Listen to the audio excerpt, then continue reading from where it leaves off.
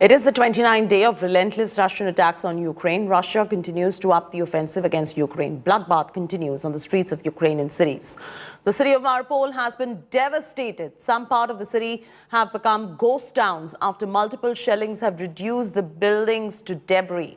The city of Chernihiv paints a picture of devastation, broken buildings, smoke emerging from small houses. The city of Kharkiv remains one of the worst impacted, with attacks from all the corners. Charred buildings, commercial establishments show the significant amount of damage that was caused to the city. But Ukraine's valiant fight back continues. Ukraine claims over 12,000 Russian soldiers are in and around the Kiev region, out of which 3,000 soldiers are almost surrounded, whereas 4,000 soldiers have been cut off to unpleasant place. Geeta now joins us live from Moscow for the very latest. Geeta, but if you could first tell us about the resolution that was tabled by Russia on the humanitarian crisis in Ukraine, and how only China and Russia supported this draft resolutions, and 12 nations along with India ended up rejecting it. What were the contents of this draft resolution? Well, very interesting, Chaiti. Claims and counterclaims. There are two resolutions that have been moved. One at the United Nations General Assembly by France and Mexico, the voting of which we will be seeing. And that is to do with humanitarian situation with regards to Russian action in Ukraine. Russia, again, to counter it, moved a resolution in the United Nations Security Council on, again, the humanitarian situation in Ukraine.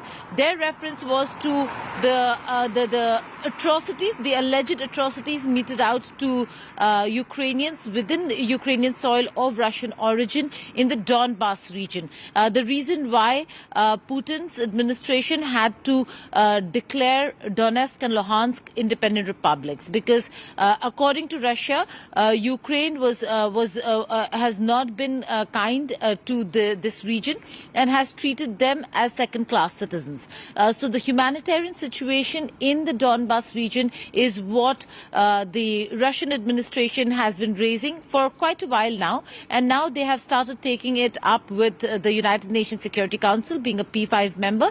The voting pattern was quite interesting. India has abstained from all the moves made by the West and by Ukraine at the United Nations, and has held that position of neutrality even with Russia, with the abstention in the voting at the United Nations Security Council. And it's not just India.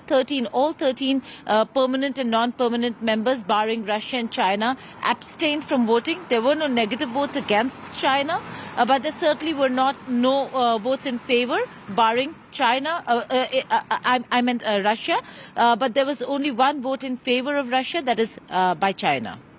You know, very interesting, Geeta, to note the position of India as far as all of this is concerned, maintaining a position of neutrality still. Geeta, hold on right there with us. Geeta's getting us updates right there from Moscow, and also perspective. She's the foreign affairs editor. She's putting the story into perspective for our viewers as well. The Russia-Ukraine war has now entered 5th week now. Kiev continues to bleed mighty Moscow and refuses to bow down. Russia's military and air power is 5 times bigger than Ukraine's. Technically, Ukraine should have been defeated in just about a matter of days. Did Putin miscalculate this war? What went wrong for the Russian President Vladimir Putin? And what are Putin's options at present? Here's more.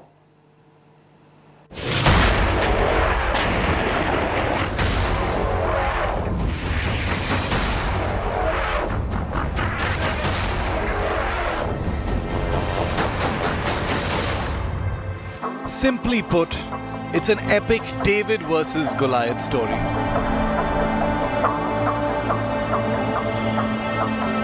Russia outranks Ukraine in active military personnel strength 5-1.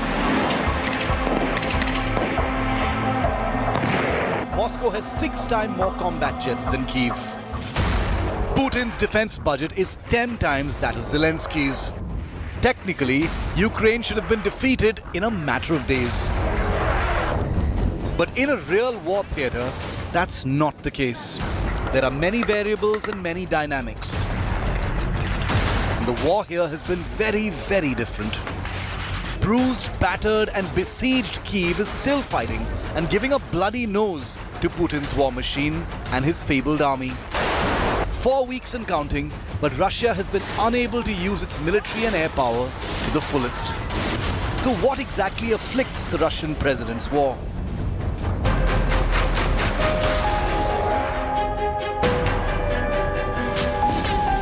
Sample this.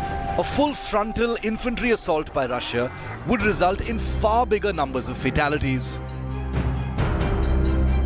Cities cannot simply won by punishing firepower.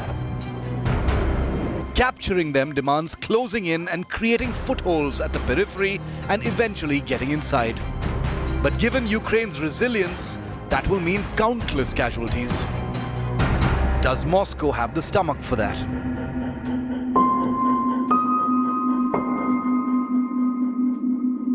Since Russia began the invasion, there has been no major physical combat to capture territory. Russian tanks and other specialized war vehicles have been stalled at many war fronts, often suffering heavy damage.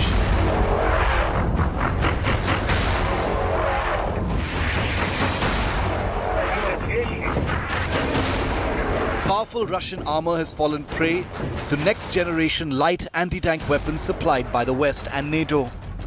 The Javelin anti-tank missiles and Bayraktar drones from Turkey have proven nemesis to the Russian army, which has failed to root out pockets of resistance. Russia's famed air force and attack helicopters are often seen struggling against ragtag Ukrainian air force and determined fighters armed with shoulder-fired missiles supplied by the West. Russia almost being seen as reluctant to deploy its manpower to the fullest to capture Ukraine's capital Kyiv, dragging the war into an endless, grinding bombing mission.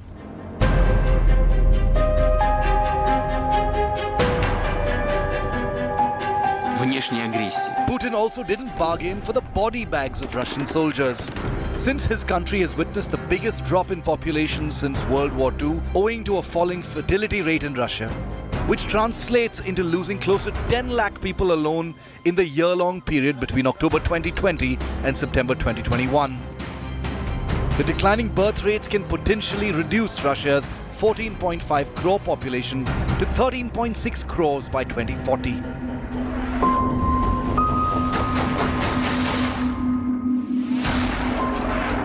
Russia has also failed miserably to read asymmetric warfare on the ground in Ukraine. It aimed to finish the invasion in 3 days flat, but Putin's tanks ran dry in just 72 hours into the invasion with a lack of refills, maintenance, and a crippled logistics supply. The struggling Russian war machine moves with a month into this invasion. The struggles on the ground for Russia could prove disastrous, not just in Ukraine, but overall for Putin. Bureau Report, India Today. Geeta is joining us live from Moscow. Geeta, did Putin really end up miscalculating this particular war? What is the sense that you're picking up from Moscow at this point? Well, in Moscow, it doesn't seem like they have answers as to why the timing. Most of them are quite befuddled with the timing and why is it that Russia decided to enter Ukraine at this point in time, at this juncture. But nobody certainly feels that it is miscalculation by Putin. In fact, if anything, they think that it is a calculated strategy by President Putin and he knows what he's doing. We do know that when you're looking at, and like our reports say, when you're looking at capturing a capital city, was there miscalculation? When you're looking at Ukraine and the people of Ukraine wanting to be with Russia, not in terms of becoming a part of Russia, but as a friendly neighbor, then this act going beyond Donbass certainly might not have gone down well with the people of Ukraine, especially when the human cost is so high. And that's the reason why people in Ukraine are rallying behind President Zelensky, despite the fact that the promises made by the West have not been kept, and Zelensky has a lot to answer on that front as well. But with regards to President Putin miscalculating, it doesn't seem so. We just have to wait and see what the real plan of the Russian administration is over here, given the fact that Russia has not used its full power, Chaiti. But the economic sanctions, now Russia is already one of the most sanctioned countries in the world. It has lived with sanctions, it has lived through sanctions. And this time around the sanctions are harsher. Being out of SWIFT transactions is going to hurt them. But Europe has not stopped taking gas from Russia. And look at President Putin's announcement yesterday. He said that if you are going to stop dollar economy for Russia, then if you want gas from Russia, we will supply it to unfriendly quote-unquote countries, but it will be in rubles, which means that he's trying to strengthen the ruble economy. And many economists over here are looking at this as an opportunity to look within, to start manufacturing within, and to start partnering with countries that are friendly to Russia, such as China. In many ways, then one, they mentioned India as well. So partnering with countries that they can work with rather than depending on a dollar economy. All right. So, Geeta, also, if you could tell us what the options now in front of Russia are, because you mentioned it's a wait and watch for Russia right now. But since you're the expert on the subject, what are the most evident options at this point? Well, to begin with, Chaiti, any conflict in these modern times, it cannot be sustainable beyond a certain point. It's already a month today. 24th February was when this entire conflict began, and it's a month today. So a month is a very, very long time. What are the options? Negotiations and getting to a negotiated settlement between Russia and Ukraine is one of the key options for both sides. Negotiations are underway, but President Putin has said that there will be no ceasefire. Today, there is another very important summit. That's the NATO summit, which is going to take place. We've seen President Zelensky address many a European parliament, whether if it is Italy, Austria, the United Kingdom, a lot of them, France, he's addressed. And in all those addresses, he mentioned the kind of help Ukraine requires from Europe, from the West. NATO is not going to enter. There are battalions and battle groups after battle groups that they're sending to Poland and to other neighboring countries to protect NATO allies, NATO member states. None of them are going to really enter Ukraine. So let us see what NATO's decision is going to be in terms of ensuring peace between Ukraine and Russia.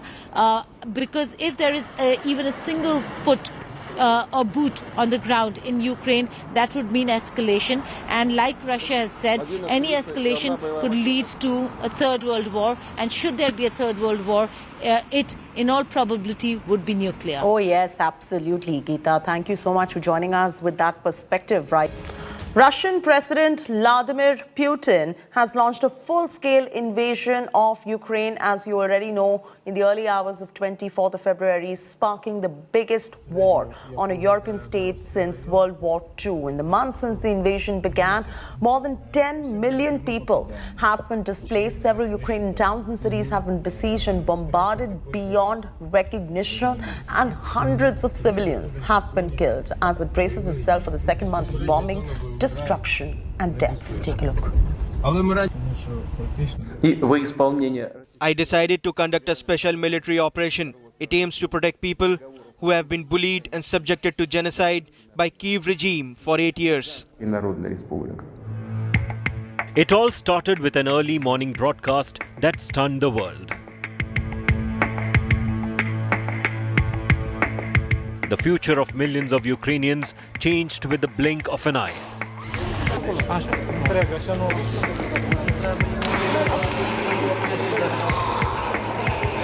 Now, a month and counting, Ukraine has survived ruthless bombing, brutal attacks, and endless hellscape.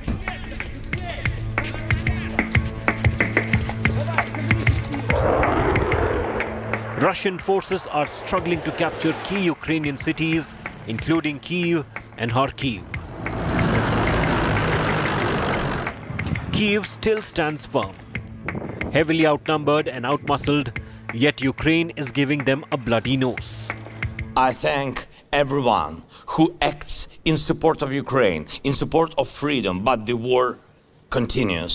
The acts of terror against peaceful people go on. 1 month already. That's long. It breaks my heart, hearts of all Ukrainians and every free person on the planet. The war has spared no one. Toddlers, kids, youngsters, elderly, all victims.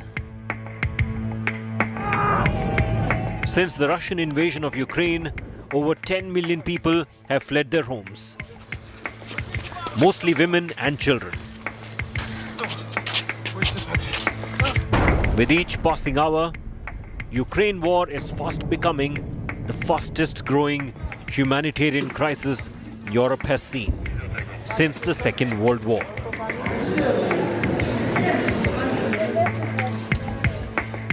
Diplomatic efforts are on to secure a ceasefire, and yet reports of civilian deaths in Ukrainian cities continue to make headlines.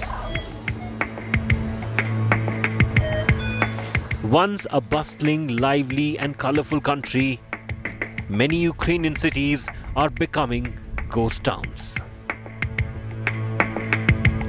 Bureau Report, India Today. Ukraine-Russia war enters week 5, but Putin's troops failed to capture city of Kiev despite the unsparing attacks. In fact, the Ukrainian troops have also taken back the control of its suburbs from Russia. Take a look at the most fiercest fight for Putin's target number 1.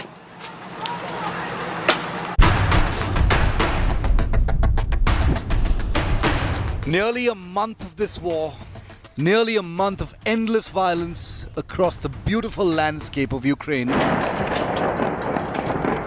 But there's one city that stands tall despite the Russian shelling. One city that has endured and persisted no matter what Russia has thrown at it. Ukraine's capital of Kyiv, the citadel that Putin wants but hasn't been able to dominate so far. Ukrainian forces are guarding Kyiv with everything they've got. It's where President Volodymyr Zelensky also remains camped. It was a day of difficult events, difficult conclusions, but it was another day that brought us all closer to our victory, to peace for our state. Glory to Ukraine. In a significant victory, the key suburb of Markiv is back in Ukrainian control as Russian troops were pushed further away from the capital. From official sources, we receive information. Right now, the small city Makariv and almost whole Irpin already in the control is Ukrainian soldier. Ukraine also put out a video of Russian saboteurs being detained in the capital, pinned down to the ground and taken into custody. But that doesn't mean Russia has backed off. Russian troops blew up a bridge over the Desna River that connects the city of Chernihiv to Kyiv. This bridge was being used for civilian evacuation and humanitarian aid. That is no longer possible, as nothing remains now of that bridge. There were 2 barrages of rockets fired from multi-barrel rocket launchers, which was about 30 blasts, if I could count them, 15 and then 15, which was also in the eastern part of the city, heavy bombardment. As far as ground forces are concerned, there is not much movement. The reports are Russian forces are digging in and making the defenses on the perimeter of Kyiv city so that in case there's any counterattack from Ukrainian forces, they can stop it. Also, that they are probably trying to encircle the city and stay as such and not trying to enter the city. So how close is Russia to the capital city? The latest data suggests that Russian efforts to capture Kyiv remain stalemated. Ukrainian defenses have badly disrupted the Russian advance on the east bank of the Dnipro. Russians seem to be now focused on ramping up their presence to the west of Kyiv. This near to Brovary, it's open information. From the west of Ukraine, from the north, in behind the Lutish, and there is big battle. Russian troops have been facing an uphill battle getting into Kyiv. Chechens from the Sheikh Mansour Volunteer Battalion also engaged in an intense battle with the Russian military near Kyiv.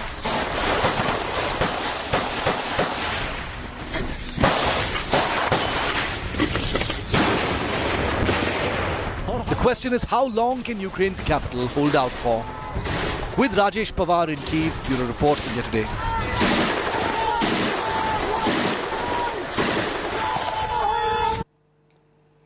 US President Joe Biden is on a 4-day trip to Europe amidst no end to Russian hostilities in Ukraine. Biden is in Europe to reaffirm Western alliances amidst Russian aggression.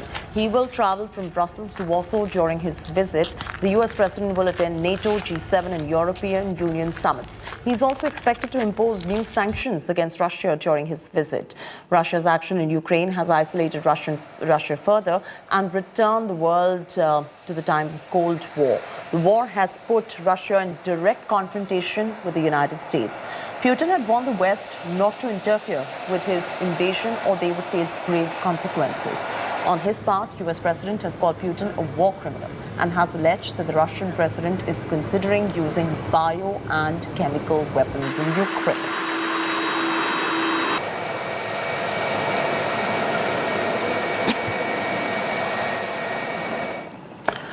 Russia is now feeling the heat of sanctions. Some banks are open even as big international banks have exited the country. Geeta Mohan with this ground report from Moscow.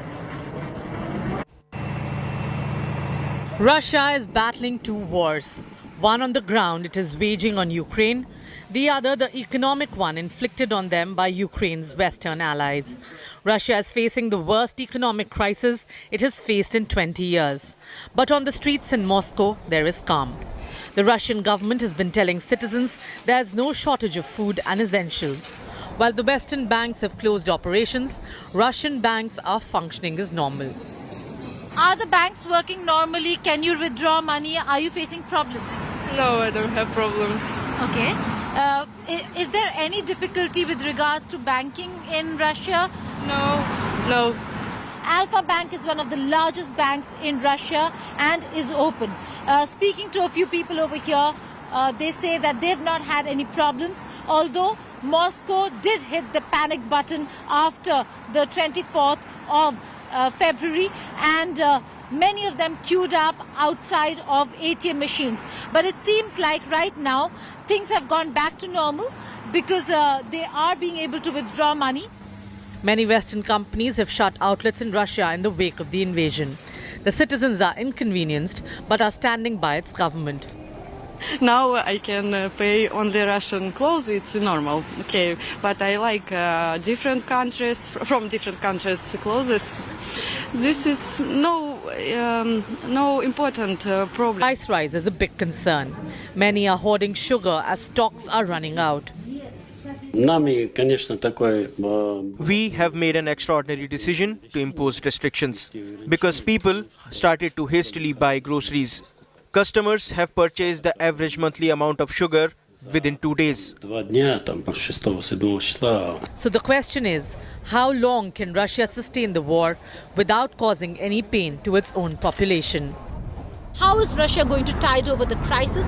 Will the two sides, West, Russia, Ukraine and Russia, come to a negotiated settlement to ensure that this crisis comes to an end? Or will there be more humanitarian crisis, not just in Ukraine, but also with the global economy taking a beating and people suffering economically? Outside the Bolshoi Theatre, with video journalist Satya Rautre in Moscow, Geeta Mohan for India Today.